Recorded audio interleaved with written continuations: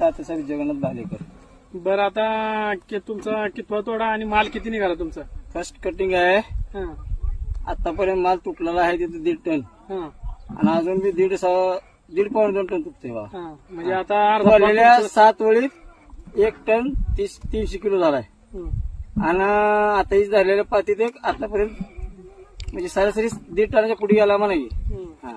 म्हणजे 3.5 टनापासून माल तुटते बघा. हं. हा. डोळ म्हणजे हा, किती डोळ. किती दिवस झाले तरी? आता आला बरोबर 60वा दिवस आहे. 60 तारीख आहे का? 60 दिवस झाले. 60 दिवस झाले बा बरोबर. बरं, काय सांगता तुम्ही शेतकऱ्याला आता?